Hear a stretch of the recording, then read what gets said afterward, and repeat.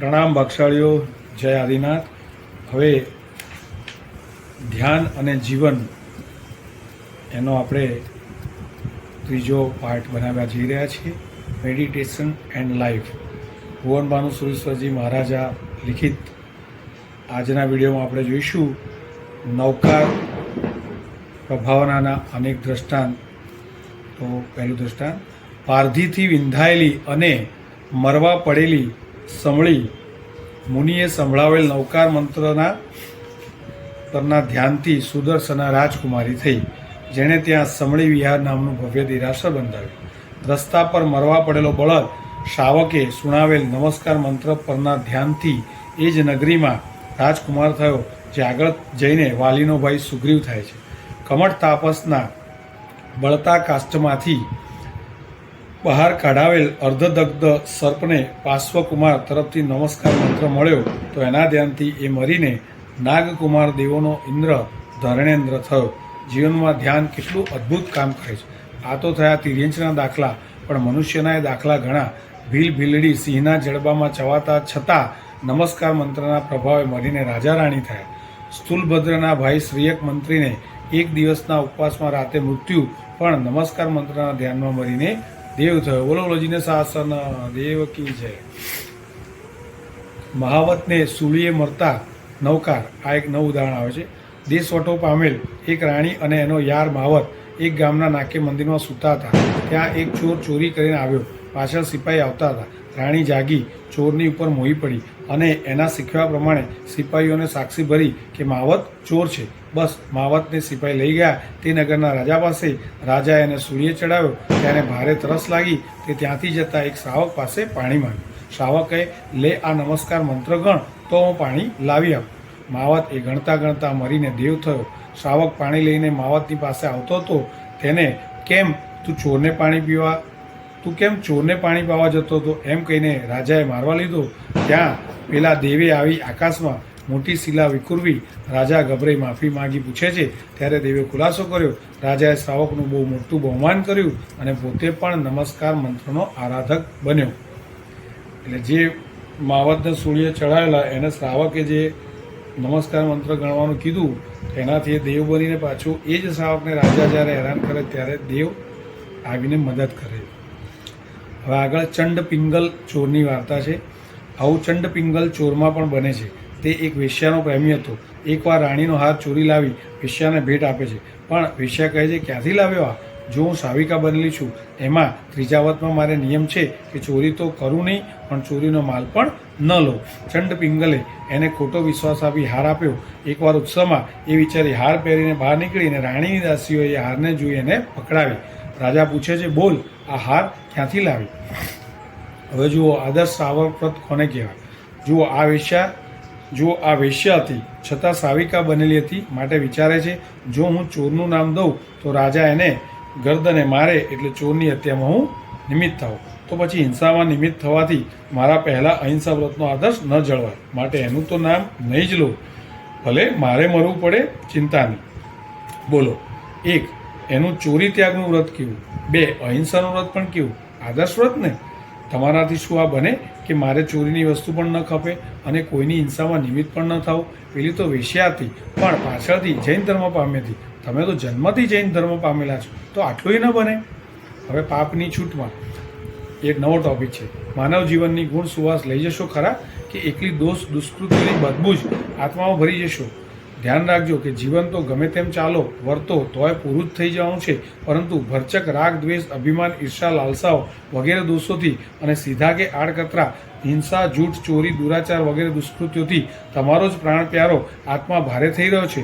વધુ અફસોસી તો એ છે કે શક્ય પણ દુષ્કૃત્ય ત્યાગની પ્રતિજ્ઞા નહીં કરવામાં એ દુષ્કૃત્યનું સેવન તો ક્યારેક થવાનું કે કદાચ નહીં થવાનું, પણ મારે એનો ત્યાગ નહીં, છૂટ। એ વૃત્તિમાં મન સદાનું પાપની અપેક્ષાવાળું બન્યું રહેશે, એથી પાપબંધ નિરંતર લાગ્યા કરશે। એથી બચવા અને ત્યાગમાં આવવા આ વેશ્યા એક ઉત્તમ આદર્શ છે. વેશ્યા રાજાને કહે છે, હાર મારો છે, પણ તારી પાસે આવ્યો ક્યાંથી? જવાબમાં મારો છે સિવાય બીજું કાંઈ એ બોલતી નથી. તેથી રાજાએ એને જેલમાં નખાવી. રોજ એની પાસેથી મૂળ વાત કઢાવવા ચાબખા મરાવે છે. વેશ્યા એકમાત્ર પોતાના વ્રતનો આદર્શ પાળવા અને ચોર પરની દયા સુરક્ષિત રાખવા મૃત્યુની તૈયારી સાથે ચાબખા સહી લે છે. કોઈ એકાદ પણ જીવનમાં આ રીતે વ્રત પાલન અને દયા આદિ ગુણ સાચવ્યા હોય તો એ આત્માને ઘણો ઊંચે લઈ જાય છે. ત્યારે વ્રત પાલન અને દયા આદિ ગુણ કમાઈને ભવિષ્યના કોઈ માનવ ભવના વાયદે રાખવા કરતાં અહીં જ વ્રત અને ગુણ સાચવવાનું કેમ ન કરવું? ભવિષ્યની કોને ખબર છે કે માનવ ભવ ક્યારે હાથમાં આવે? કેમ કે અહીં જો જીવન વ્રતમય નથી બનાવ્યું તો પૂર્વે કહ્યું તેમ દિલની અપેક્ષા અને મનની લેસ્યા ખરાબ રહેવાની, તેમજ ગુણ કમાઈ ન રાખી તો દોષ સેવન જ રહેવાનું. કહો પછી એના પર ભવ કેવા મળશે? ત્યાં કેટલા સિત્તમ દુઃખ. ચંડ ચોરને વેશ્યાની આ સ્થિતિની ખબર પડી. એના મનને થયું કે અરે હું કેટલો નીચ અને આને બિચારીને ફસાવી, એનો વિશ્વાસઘાત કર્યો, એનું વ્રત તોડાવ્યું. ત્યારે આ કેટલી ઉત્તમ કે મને બચાવવા રાજા પાસે મારું નામ લેતી નથી અને રોજ જેલમાં ચાબખા ખાય છે. લાવ હું પણ મારા પાપનું પ્રાયશ્ચિત કરું એમ વિચારી એ સીધો રાજા પાસે જઈ સાચી હકીકત કહી દે છે. એટલે રાજાએ વેશ્યાને તો ધન્યવાદ આપવા સાથે છોડી મૂકી, પણ વેશ્યાના ગયા બાદ ચોરને સૂળીની સજા ફરમાવી દીધી. બસ ચોરને સૂળીએ ચડાવવા લઈ ગયા. એ વેશ્યાની જાણમાં આવતા તરત જ એ રાજા પાસે ચોરને ધર્મ સંભળાવવાની રજા માગીને પહોંચી વધસ્થાને. ત્યાં તે ચોરને સૂળી દઈ દીધેલી. વેશ્યાએ એને નમસ્કાર મંત્ર સંભળાવવા માંડ્યો. સાથે કહ્યું, જોજે રાજા પર કે આ સિપાહીઓ પર જરાય ગુસ્સો કરીશ નહીં. તારા દુષ્કૃત્ય પર તિરસ્કાર કરજે અને હવે મરવાની તૈયારી છે તો આ નમસ્કાર મહામંત્રમાં જ ધ્યાન રાખજે. વળી નિયાણું કર કે હું આ રાજાનો પુત્ર થાઉં, જેથી પછી તારો ને મારો બંનેનો પરસ્પર ઉદ્ધાર કરીએ. ચોરને વેશ્યા પર પ્રેમ તો હતો જ, પાછું બહુમાન અથાગ થયું હતું અને અંતકાળે આ શિખામણ દે છે. તેથી મનમાં રાજપુત્ર થવાનો સંકલ્પ કરી નમસ્કાર મંત્રના ધ્યાન પર ચડી ગયો. કહેવાની જરૂર નથી કે નમસ્કારના પ્રભાવે મરીને રાણીના ગર્ભમાં ગયો. વેશ્યાની દાડા ગણે છે. 9 મહિને રાણીને પુત્ર જન્મ્યો એટલે વેશ્યાએ તારણ કાઢ્યું કે નક્કી એ જ ચંડ આ રાજપુત્ર થયો. હવે એ બાળને પ્રતિબોધ કરવો છે. તેથી વેશ્યા રાજા પાસે જઈ રાજપુત્રને ઝૂલણે ઝૂલાવવાનું માગી લે છે. ત્યાં પછી ઝૂલાવતા ઝૂલો રે ઝૂલો ચંડ વારંવાર ગાણું ગાતા બાળકને એ સાંભળી જાતિ સ્મરણ થયું, હર્ષિત બન્યું. એ જોઈ વેશ્યાને આશા બંધાણી. બોલતું થયે વાત કરી. વેશ્યાએ ધર્મ સમજાવ્યો અને અંતે બંનેએ કલ્યાણ સાધ્યું. હવે મનને જીતવા શું કરવાનું એને ખીલે બાંધો. તો ચોર એવા પણ ચંડ અંતે પણ નૌકારનું ધ્યાન લાગતા એક એવી સુંદર સદગતિ અને ધર્મ પામ્યો. તો રોજના જીવનમાં નમસ્કાર મંત્રોનું સચોટ ધ્યાન કરતા કેવું કલ્યાણ થાય. પરંતુ એ તન્મય અને ગદગદ થઈને બીજા વિચારો દૂર રાખી કરાવવું જોઈએ. પ્રભાતે 15 મિનિટ પણ એવું ધ્યાન કરાય તો એ આખા દિવસ પર સારી અસર પાડે છે. અડધો કલાક 5 કલાક પણ નૌકાર પરમેષ્ઠી ધ્યાન એટલે મનને સંસાર ઉપરથી ઉઠાડી મૂકવું અને સારા આલંબનના ખીલે બાંધવું. જો મનને ખીલે બાંધી શકો તો એ આત્માનો મન પર મહાન વિજય છે. ખીલે બાંધવા શું કરવું? સારું આલંબન જોઈએ. એ આલંબનમાં પહેલા નંબરનું આલંબન અર્યંત નમસ્કાર, પરમેષ્ઠી નમસ્કાર મહામંત્ર. અર્યંત નમસ્કાર શા માટે? પ્રભાતે ઉઠતા જ મનમાં નમો અર્યંતાણમ યાદ આવે. આપણે ત્યાં નિયમ છે, સૂતા કે જાગતા, ઘરની બહાર નીકળતા કે પેસતા, ખાતા કે પીતા, યાવત કોઈ પણ કાર્યના પ્રારંભે અર્યંત નમસ્કાર યાદ કરવાનો. એનાથી ચિત્તની વિશુદ્ધિ થાય છે. કામ સંસારના છે, છતાં જો અર્યંત નમસ્કારથી ચિત્ત વિશુદ્ધિ કરીને કરવા ગયા તો મન કોમળ રહેશે, પાપ તીવ્ર ભાવે નહીં થાય. ત્યારે સમ્યક દર્શન યાને સમ્યક્ત્વ પામ્યા પહેલાંનું આ લક્ષણ છે કે તીવ્ર ભાવે પાપ ન કરે, ઘોર સંસાર પર બહુમાન ન ધરે, સર્વત્ર ઔચિત્ય સાચવે. તો પાપ આચરણમાં મનની તીવ્રતા, કઠોરતા કેમ અટકે? કોમળતા કેમ આવે? મનમાં કાંઈક વિશુદ્ધિ આવવાથી. એ અર્યંતને ચિત્તમાં લાવવાથી થાય. એટલે ચિત્ત વિશુદ્ધિ લાવવાનું મહાન સાધન અર્યંત નમસ્કાર. કેમ કે અર્યંત વિતરાગ છે, અનંત જ્ઞાની છે અને જગત ઉદ્ધારક છે. એટલે નિંદ્રામાંથી જાગ્રત થતાં જ નમો અર્યંતણમ અર્યંત યાદ આવે. પછી શાસ્ત્રવિધિ એ છે કે પથારીની બહાર નીકળી સ્વસ્થતાથી બેસી નમસ્કાર મહામંત્ર નવકાર ગણવાના. નવકારમાં પંચ પરમેષ્ઠીને નમસ્કાર છે. નમસ્કાર કરવા માટે વિનય પહેલો જોઈએ. તેથી પથારીની બહાર નીકળીને નમસ્કાર કરાય. પથારીમાં બેઠા બેઠા તો શેઠાઈ જેવું છે, એમાં વિનય ક્યાં સચવાય? તો નમસ્કાર શાનો? હવે નમસ્કાર મહામંત્ર એકાગ્રતાથી ગણવા માટે એટલે એના પર મનનું સ્થિર ધ્યાન લગાવવા માટે 2-3 રીતો જોઈએ. હવે અહીંથી પાઠ 4 શરૂ થાય છે, નવકાર ધ્યાનની રીત. તો પહેલી રીત આ કે નવકારના પ્રત્યેક અક્ષર પર મન લગાવી ધ્યાન રખાય. એ રાખતા ક્રમશર અક્ષર પછી અક્ષર બોલવાનું. આ ધ્યાન રાખવા માટે નજર સામે જાણે તે અક્ષર લખાયેલા દેખાય. દાખલા તરીકે ન, મો, અ, રી, હન, તા, ણમ. એક વખતે જે અક્ષર બોલીએ તે જ અક્ષર જોવાનો. એક પદના અક્ષર પૂરા થાય પછી તરત જ બીજા પદના અક્ષર ચાલુ થાય. આખા નવકારના અક્ષરો એક ધારાએ પૂરા થાય, એમાં વચમાં એક પણ બીજો વિચાર આવે નહીં, સિવાય કે આ અક્ષરનું ધ્યાન. આમ ભલે એક જ નવકાર યાદ કરો, એમાં બીજા વિચાર નહીં આવે. જાપમાં બીજા વિચાર આવતા કઈ રીતે અટકે? આવો એક પ્રશ્ન છે કે બીજા વિચારો સી રીતે રોકાય? એના તો નવકાર સ્મરણ જાપ વગેરે વખતે ધાડા છૂટે છે. કેમ જાણે અત્યારે જાણે એમને ફુરસદ ન મળી હોય એમ અલગ અલગ જાપ કરતી વખતે વિચારો આવવા માંડે છે. તો આચાર્ય ભગવાન આપણને સમજાવે છે એવું થાય પણ ક્યાં? જ્યાં એકલું સ્મરણ કરીને કે બોલીને જાપ કરવાનો હોય ત્યાં. પરંતુ અહીં તો સામે તે અક્ષર જાણે લખાયેલો વાંચવાનો છે, એ પણ અખંડ ઘાટીલો સફેદ અક્ષર વાંચવાનો છે. વાંચવાની ચીજ એવી છે કે મન એમાં પરવવું પડે છે. એ વાંચવા તરફ ધ્યાન રહે એટલે બીજો વિચાર આવવાને જગા જ ન રહે. એક બરાબર વંચાયો કે તરત એ અલોપ થઈ ત્યાં બીજો અક્ષર આવ્યો જ છે. એ વંચાયો કે તરત જ ત્રીજો અક્ષર આવ્યો જ છે. મન બરાબર આ વાંચવામાં લાગી જાય ત્યાં બીજા વિચારને સ્થાન જ ક્યાં મળે? અને એવો નિયમ રાખવાનો કે જો બીજો કોઈ વિચાર આવ્યો તો ફરીથી પહેલેથી નમો, અરિયંતાણમ વગેરે શરૂ કરવાનો. આમાં લાભ એ થશે કે પહેલાં બીજો વિચાર ઘૂસી ગયો હતો એટલે હવે અહીં એ ન ઘૂસે એ માટે વધારે ચીવટ રહેશે. પ્રારંભિક પ્રયાસમાં ભલે 2-3-4 વાર ફરી શરૂ કરવું પડે પણ કંટાળવું નહીં. શરૂમાં આખો નવકાર પૂરો ન થાય તો પહેલાં 5 જ પદ ધારજો, પરંતુ અભ્યાસ એકાગ્ર ધ્યાનનો કરવાનું લક્ષ્ય રાખવાનું. એટલું જોજો કે અક્ષર પહેલાં બોલીને પછી એ વાંચવાનો નહીં, પરંતુ પહેલાં તે અક્ષરને પ્રગટેલો વાંચી પછી તરત જ આંતર જાપ થાય, યાને અંદરમાં બોલવાનું થાય.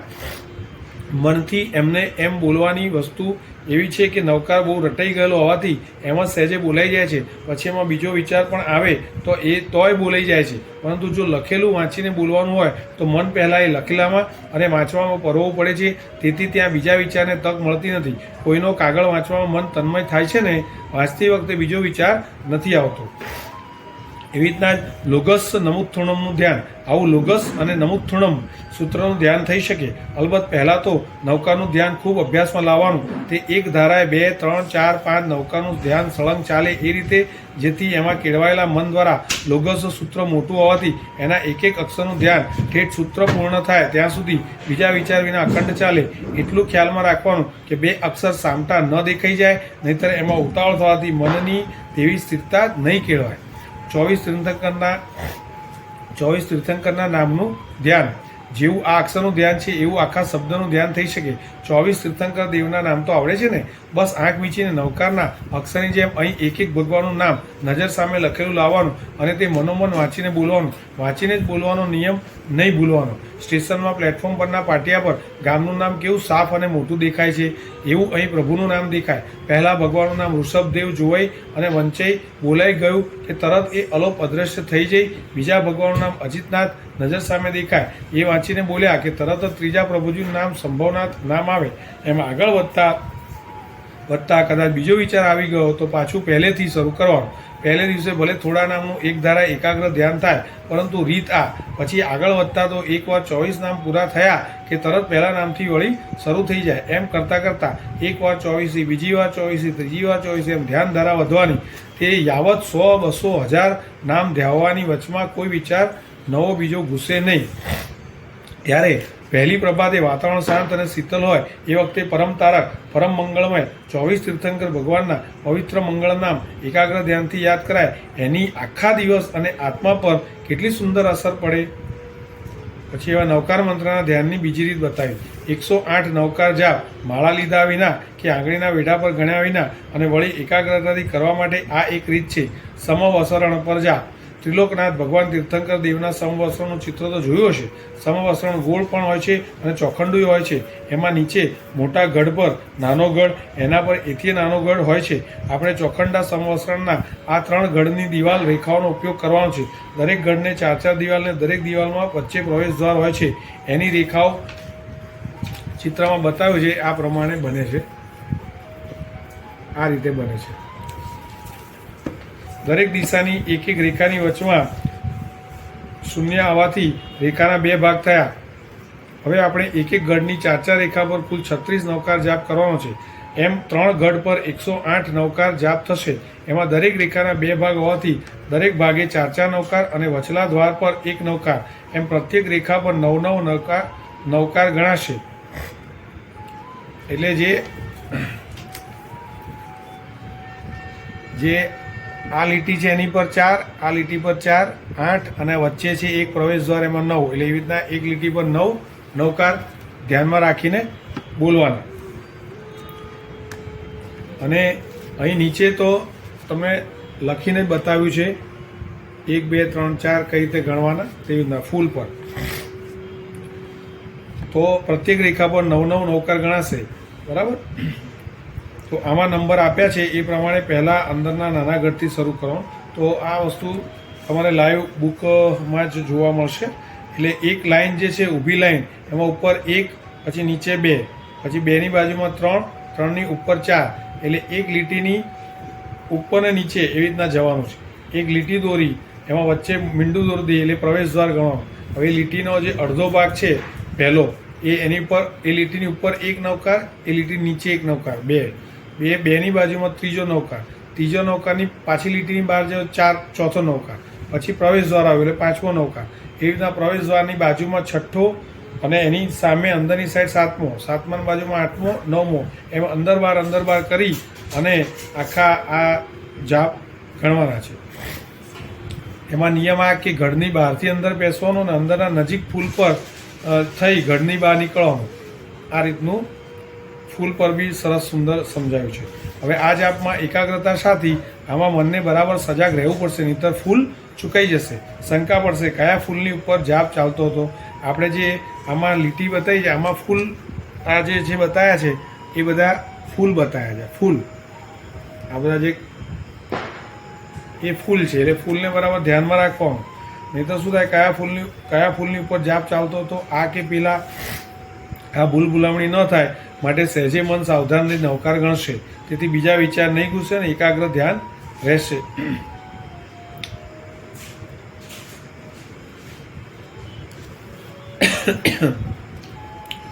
આવી રીતના હૃદય કમળ પર પણ ધારણા કરીને કરી શકાય છે. બરાબર. પદાર્થ પર પણ ધ્યાન રાખીને કરી શકાય છે. અલગ અલગ નજર સામે સમવસ્ત્રણ લાવવાનું, નૌકાર પદોની અલગ અલગ ધારણા સાથે કઈ રીતે થાય છે. બરાબર. ને અભ્યાસથી પદ ઉચ્ચારણ એ સ્વિચ દાબ, આ દેખવા બહુ અભ્યાસ કરવો પડશે. બહુ અભ્યાસ પછી તો કેમ, તો કે જેમ વીજળીની સ્વિચ દાબતા જડ લાઇટ થાય એમ તે પદ બોલતા વહેતા જ સામે તે પરમેશથી એમના પોઝમાં જડ દેખાઈ જાય. બહુ અભ્યાસ કરવાથી આ શક્ય બને છે. તો છેલ્લા 4 પદ વખતે પણ નજર સામે એ 5 પૃથ્વી પર અનંત પરમેશથી ભગવંતો રહીને આપણે એમને નમસ્કાર કરી રહ્યા છીએ. અને નમસ્કાર સર્વ પાપોને બહાર ફેંકે છે અને સર્વ મંગળમાં શ્રેષ્ઠ મંગળ તરીકે અંતરાય કર્મોનો ચૂરો કરે છે એ ધારવાનું. નૌકારના છેલ્લા 4 પદની વાત છે. આમ નૌકાના પદાર્થનું ધ્યાન થાય. રોજ પ્રભાતે ઉઠીને સ્વસ્થ ચિત્તે આંખ મીચી આ ધ્યાન કરવામાં આવે એ ચિત્તને ખૂબ નિર્મળ કરવા સાથે શરીરને પણ સ્ફૂર્તિ આપે છે અને એની આખા દિવસ પર છાયા પડે છે. રોજને રોજ એ કરતાં ચિત્તને સ્થિરતાનો અભ્યાસ મળે છે. હવે લોગસનું પદાર્થ ધ્યાન. હવે જુઓ કે જેમ નૌકાનું પદાર્થથી ધ્યાન કરાય એમ લોગસ સૂત્રનું પદાર્થ ધ્યાન થઈ શકે. લોગસની પહેલી ગાથામાં લોકના ઉદ્યોતકર, ધર્મતીર્થંકર, જીન અને અર્યંત એવા 24 પણ કેવલીનું હું કીર્તન કરીશ આ કહેવું છે. આમાં પદાર્થ એ જોવાનો કે 24 પણ એટલે કે બીજા તો ખરા સાથે વર્તમાન 24 એના 24 ભગવાન પણ. આથી આપણી નજર સામે આગળ 24 અને એમની જમણી ડાબી બાજુ અનંત તીર્થંકરો દેવો આવે. એ કેવી મુદ્રામાં આવે તો કે લોકના ઉદ્યોતકર, ધર્મ તીર્થંકર, જીન અને અર્યંતની મુદ્રામાં. એની મુદ્રાઓ કેવી રીતે નજરમાં લાવવાની તો કે એક સર્વજ્ઞ થયા તે વખતના ગોદોહિકા એટલે ગાય દોવાના આસન. ગાય દોતા ત્યારે કેવી રીતે બેઠા હોય તો એ આસને તે લોકના ઉદ્યોતકર છે. બીજું ધર્મતીર્થ સ્થાપન વખતના દેશના દેતા તે ધર્મતીર્થંકર, ત્રીજું કૌશક ધ્યાને રાગાદીને જીતતા તે જીન, અને ચોથું 8 પ્રાતિહાર્ય યુક્ત સિંહાસન પર બેઠેલા તે અરિયન. તો આમાં પહેલામાં બધા કેવળ જ્ઞાન પામવા વખતે ઉભડક રહેલા દેખાય, બીજામાં સમવસ્ત્રણ પર બેસી બોલતા દેખાય, ત્રીજામાં આ સ્થિતિ લાવવા પૂર્વે ધ્યાનમાં ઉભેલા અને ભક્ત કે શત્રુ પર રાગ દ્વેષને રોકનારા દેખાય, ચોથામાં 8 પ્રાતિહાર્યો શોભતા બેઠેલા જોવાનો, અથવા ઉજ્જો અગરે બોલતા પ્રભુના હૃદયમાં કેવળ જ્ઞાનનો પ્રકાશ જોવાનો, તિથ્થયરે બોલતા ઉપર મુખ બોલતું દેખાય, તરત ઝીણે બોલતા ઉપર આંખમાં વિતરાગતા દેખાય, તરત અર્યંતે બોલતા મુખની બાજુમાં ચામર વિંજાતા દેખાય.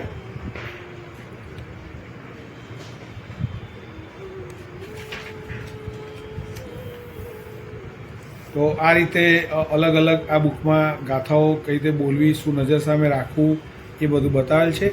હવે 5 નંબરનું લેસન લઈએ છીએ, શુભ ભાવના, ભવ્ય લાભ અને ઉપાય.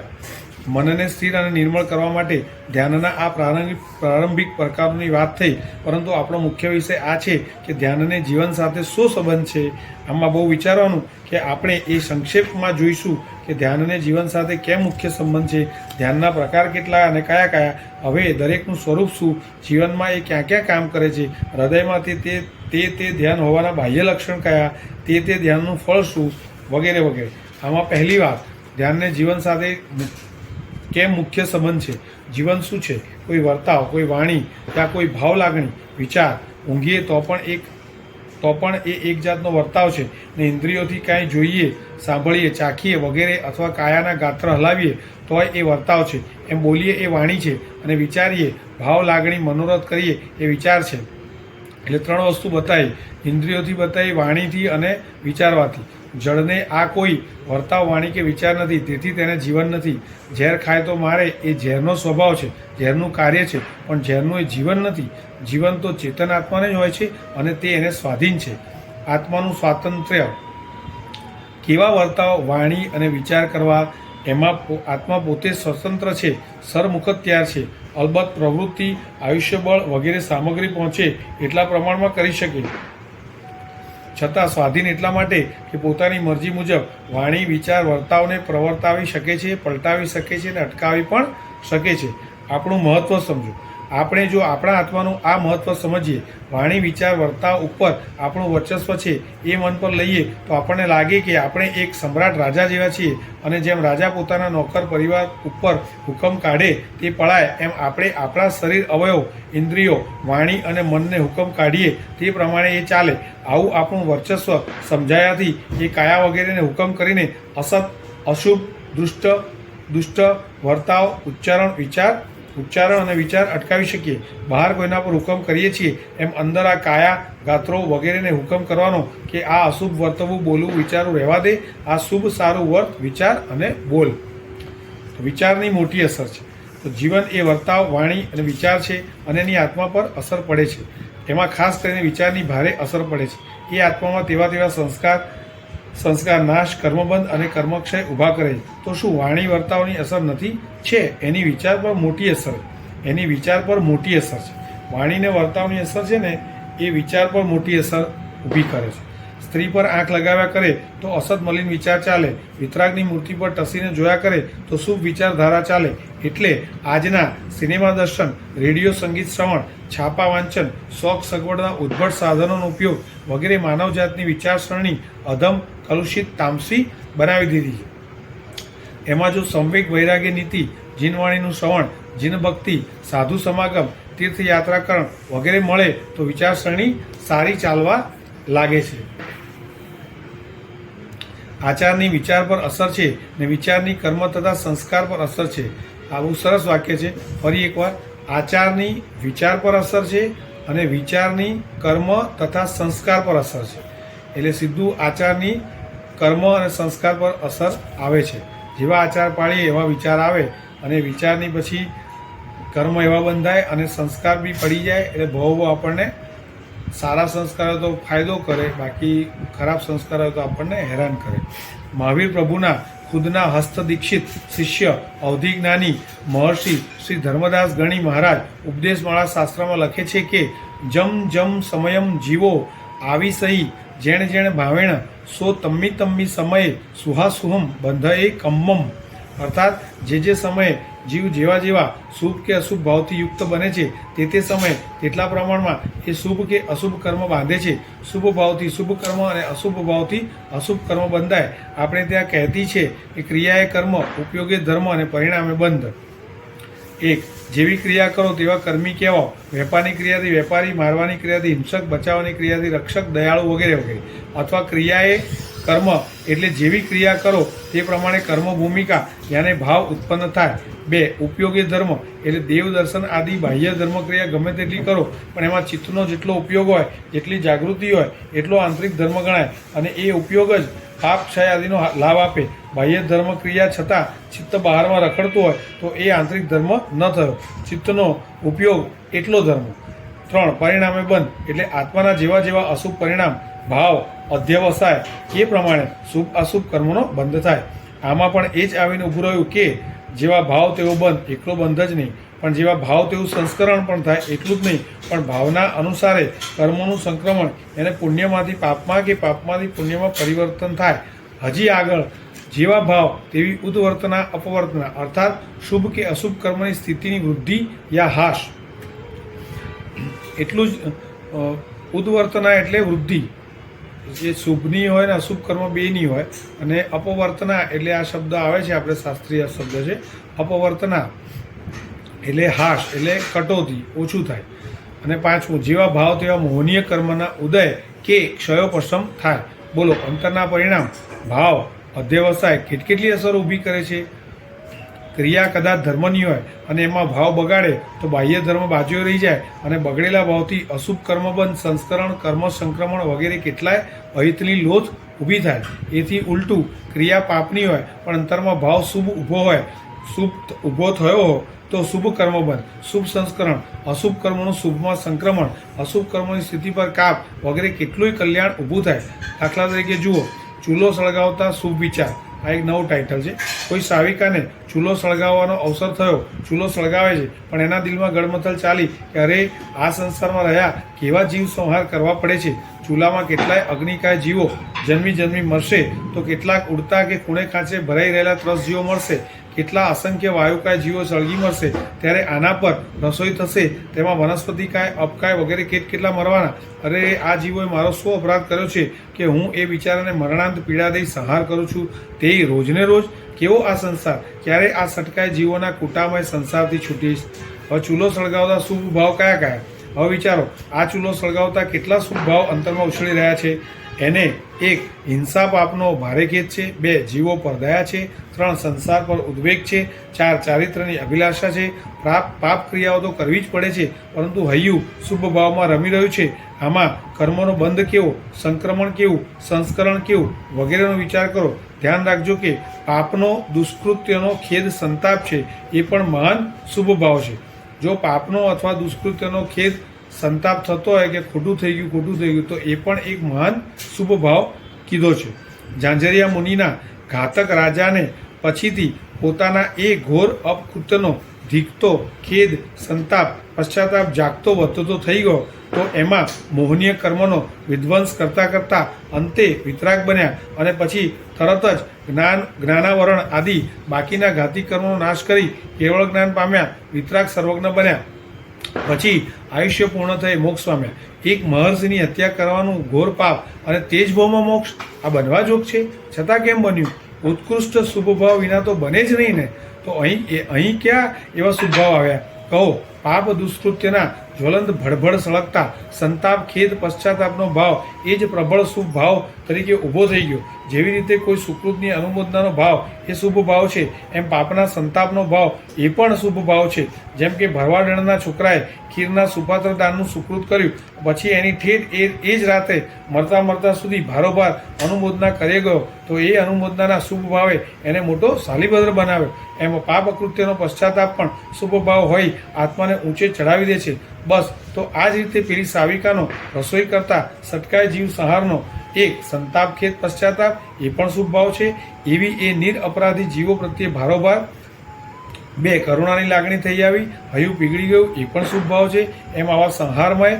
અને 3 સંસાર પર જે ગ્લાનિ થઈ, એ પણ મહાન વૈરાગ્યનો શુભ ભાવ છે. વળી 4 સંયમ ચારિત્રની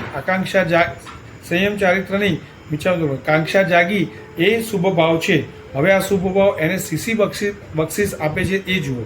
શુભ ભાવથી કઈ કઈ બક્ષિસો મળે છે? તો કે છે શુભ ભાવ શુભ કર્મોનો લોટ આપે, એટલે જથ્થાબંધ શુભ કર્મો બંધાય. જીવ પ્રતિ સમય કર્મ બાંધે છે, એક સમય પણ ખાલી જતો નથી, સમય કર્મબંધ ચાલુ જ રહે છે. જેવી રીતે ભાવ 2 જાતના શુભ અને અશુભ, એમ આ કર્મ પણ 2 જાતના શુભ અને અશુભ બંને પ્રકારના કર્મમાં પણ જથ્થો છે. એમાં શુભ કર્મ કરતાં અશુભનો જથ્થો મોટો, કેમ કે અશુભ કર્મોના જથ્થામાં નાનાવરણ કર્મો, દશનાવરણ કર્મો, મોહનીય કર્મો, અંતરાય કર્મો આવે. એના વિરોધીભૂત કોઈ એવા કર્મ નથી કે જે શુભના જથ્થામાં આવે. અલબત્ત નાનાવરણ કર્મ 5, દશનાવરણ 4, અંતરાય કર્મ 5 અને કસાય, મોહનીય વગેરે કર્મ એવા છે કે જે શુભ ભાવથી શુભ કર્મ બંધાતી વખતે પણ બંધાય, છતાં શુભ ભાવના પ્રતાપે એ કર્મનો રસ ઓછો બંધાય. એથી એના ભોગવટા વખતે એ એવી તીવ્રતા ન લગાડે.